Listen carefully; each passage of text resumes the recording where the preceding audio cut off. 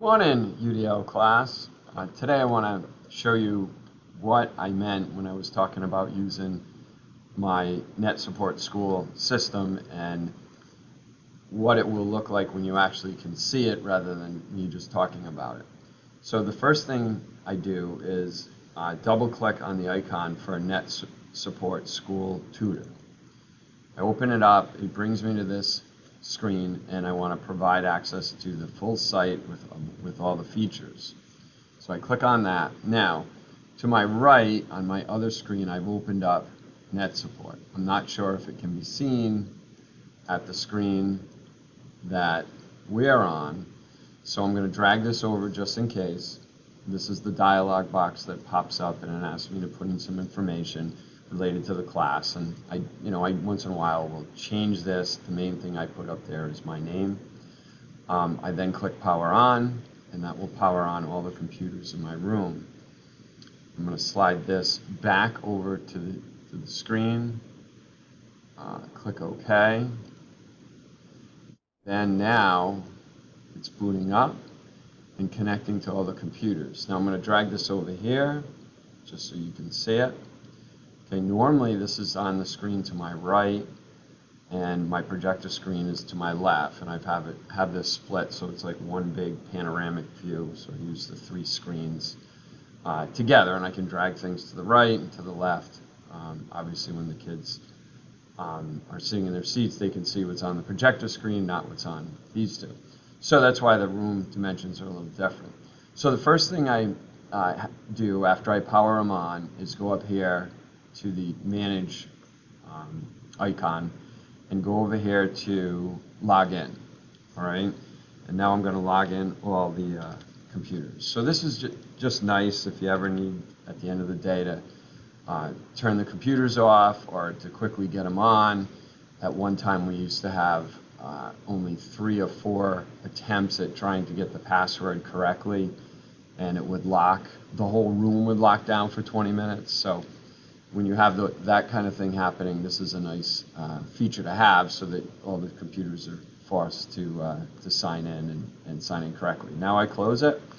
So basically these are some of the options I have. This is a view of all the my computer room and what it looks like from this virtual point of view. You can click over here and this will display everyone's screen. So to get them to identify with a name, I go over here to the student register and I click on sign in, and then basically this will push out this sign in to all of the students, and they will have an opportunity to put their first name and their surname, which is another way to say their last name. So I click the register and that is now sent out. So I'm going to pause this for a minute and go sign in on one of the computers so you can see what it looks like.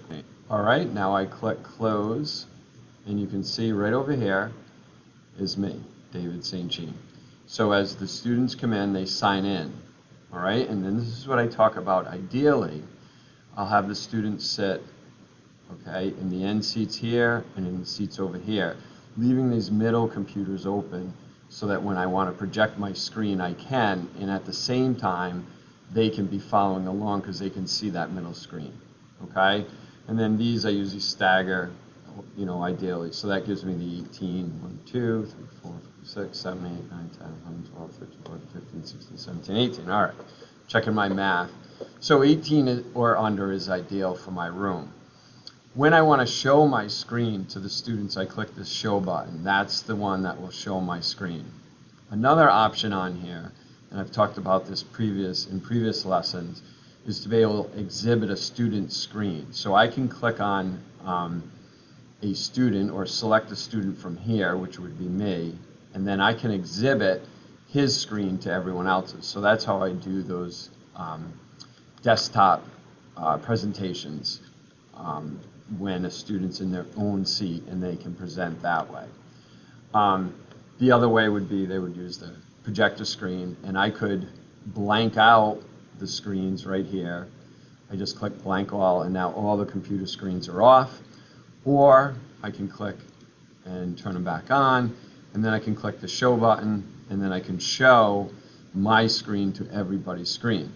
The other method is the I called it, selecting certain computers.